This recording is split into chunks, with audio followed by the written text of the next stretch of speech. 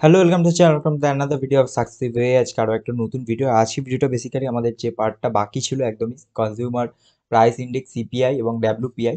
ঠিক আছে, তো আজকে আমরা এটা জানবো যে সিপিআই আর ডাব্লিউপিআই জিনিসটা কী এবং তার কি ইউজ রয়েছে। ঠিক আছে, এটা কিন্তু খুব ইম্পর্ট্যান্ট একটা টপিক এবং এই টপিকটা থেকে কিন্তু কোয়েশ্চেন জেনারেলি আসে। ঠিক আছে, তো যারা এখনো অবধি সাকসেস ওয়ে চ্যানেলটাকে সাবস্ক্রাইব করোনি তারা সাবস্ক্রাইব করে নাও, আর তোমরা আমাদের ইকোনমিক্স প্লেলিস্ট থেকে কিন্তু সমস্ত ভিডিও চেক আউট করতে পারো। তো যেটা বলছে দেখো, কনজিউমার প্রাইস ইন্ডেক্স আর হোলসেল প্রাইস ইন্ডেক্স, তো এটা দুটো থেকে এখান থেকে এটাই বোঝা যাচ্ছে যে কনজিউমার প্রাইস ইন্ডেক্স তার মানে সেটা কনজিউমারে, ঠিক আছে, অথবা কি বায়ার সাইড, তাই না? বায়ার সাইড যারা বায়ার রয়েছে, যারা জিনিস কিনছে তাদের জন্য এটা একটা ইন্ডেক্স সিপিআই। আর একটা কি wholesale price index. Wholesale price index মানে কি? হোলসেল প্রাইস ইন্ডেক্স, হোলসেল মানে সেলার সাইড বা প্রডিউসার বলতে পারি। ঠিক আছে, তো এই দুটোই বেসিক্যালি কি হচ্ছে, একটা both use to measure inflation. Inflation measure করার জন্য কিন্তু ইন্ডেক্স, ঠিক আছে, but they focus on different stages of the economy different স্টেজে ফোকাস করে। আচ্ছা, তাহলে আমরা সিপিআই বা কনজিউমার প্রাইস ইন্ডেক্স দেখি। Measures the average change over time, average change over time in the prices. তাহলে কি প্রাইসের চেঞ্জ হচ্ছে paid by consumer for a basket of goods and services. অর্থাৎ তাহলে এটা কি হচ্ছে, বেসিক্যালি প্রাইসের চেঞ্জ সেটাকে কিন্তু ফোকাস করছে। অ্যাভারেজ প্রাইস চেঞ্জ কোনো একটি কোমোডিটির, কোনো একটি বাস্কেট, অনেকগুলো বা দু তিনটে কোমোডিটি, এক বা একাধিক কোমোডিটি নিয়ে কিন্তু একটা বাস্কেট হয়।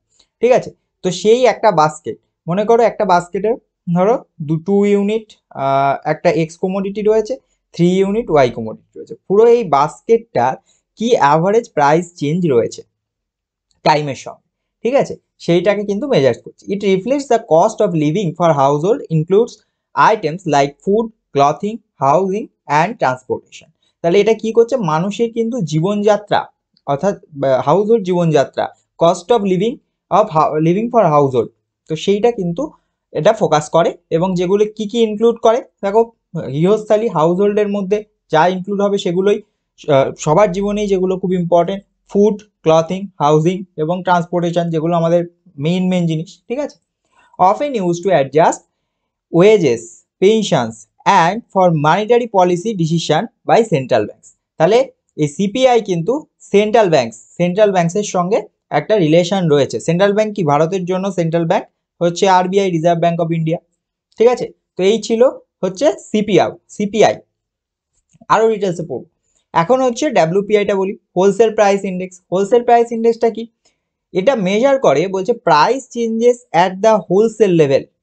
ঠিক আছে, যখন হোলসেল লেভেল, যখন হোলসেল যে সেলাররা হয় তাদের জন্য হোলসেল লেভেলে প্রাইসের কি ধরনের চেঞ্জটা রয়েছে। The price at which goods are sold in bulk to retailers and other businesses before reaching consumers.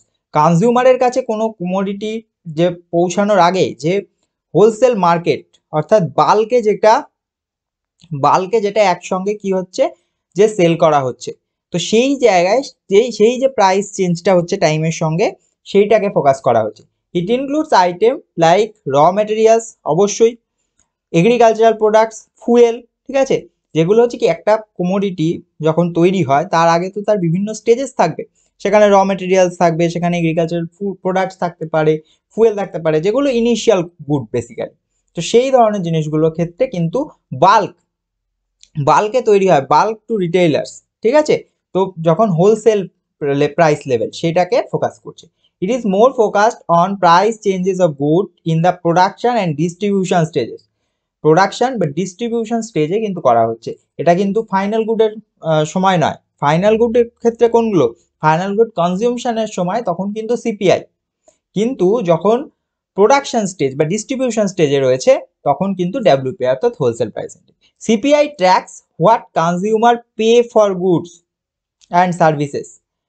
ঠিক আছে, while WPI tracks price of goods in bulk before they reach consumer।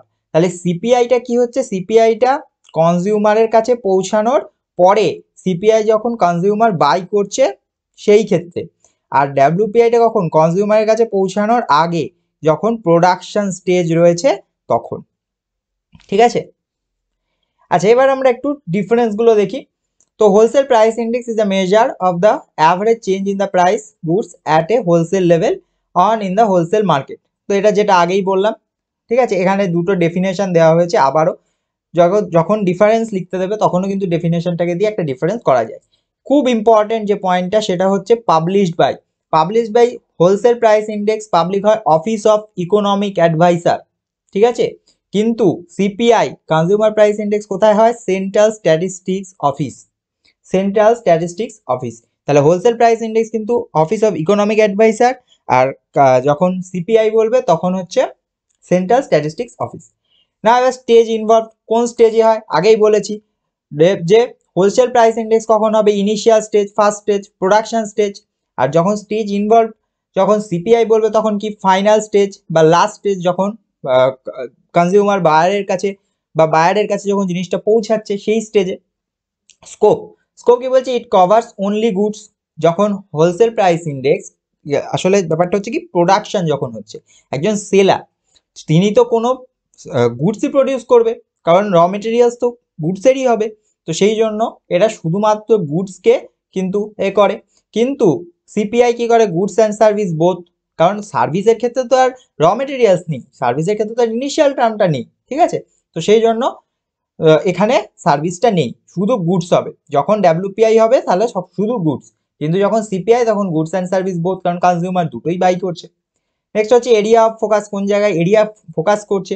It focuses on goods that are traded only between wholesalers আর business. WPI বিজনেসের মধ্যে, হোলসেলারদের মধ্যে focus করছে। But CPI কি হচ্ছে? It focuses on goods that are being purchase by consumer. যখন consumer কিনছে তখন সেই সময়টাতে ফোকাস করছে। Reference year for calculation, it uses financial year as a reference. WPI কিন্তু ফাইন্যান্সিয়াল ইয়ারে রেফারেন্স করে। আর যখন কনজিউমার প্রাইস ইন্ডেক্স সিপিআই হয় তখন it uses calendar year as a reference, ঠিক আছে। ফাইন্যান্সিয়াল ইয়ার কিন্তু ইয়ারের মিডল থেকে, আর ক্যালেন্ডার ইয়ার কিন্তু ক্যালেন্ডারে যেরকম হয় সেইটা, ঠিক আছে। ফাইন্যান্সিয়াল ইয়ার সবসময় দুটো দিয়ে হয়, 2011-12, ঠিক আছে, এরকমভাবে 2012-13 এরকমভাবে ফাইন্যান্সিয়াল ইয়ার আসে। আর ক্যালেন্ডার ইয়ার কখন হয়? ক্যালেন্ডার 2010, 2011, 2019 এরকমভাবে কিন্তু ক্যালেন্ডার ইয়ার। একটা ক্যালেন্ডারে যেটা থাকে সেটা পুরোটা ক্যালেন্ডার ইয়ার। ফাইন্যান্সিয়াল ইয়ার কিভাবে থাকে? যখন বাজেট বা ইকোনমিক সার্ভে সেগুলো যেভাবে আসে সেই জায়গায় দেখবে ফাইন্যান্সিয়াল ইয়ারটা উল্লেখ করা থাকে। তো এবার আমরা দেখে নিই যে রিসেন্ট ডেটা কি বলছে। বলছে ইন ডিসেম্বর 2024 ইন্ডিয়ার CPI inflation rate was 5.22% year on year, and the wholesale price index WPI inflation rate was 2.37% in the December 2024. তাহলে 5.22% ছিল আমাদের সিপিআই আর 2.37% ছিল কিন্তু ডাব্লিউপিআই, ঠিক আছে। According to latest data released in January 2025, January 2025 এ latest data কি বলছে? Wholesale price index inflation in India stand 2.37%, while CPI data is not yet available for January, ঠিক আছে। তো এটা দুটো জায়গা থেকে নেওয়া হয়েছে, ব্যাপারটা একই। ডেটাটা একটা 2.37% ডিসেম্বর 2024 রয়েছে, আর 5.22%। তো এই দুটো হচ্ছে কারেন্ট ডেটা রয়েছে। তো এই ছিল কনজিউমার প্রাইস ইন্ডেক্স আর হোলসেল প্রাইস ইন্ডেক্স। খুব ইম্পর্টেন্ট একটা টপিক, যে কোনো এক্সামে কিন্তু আসতে পারে। Thank you, keep watching success.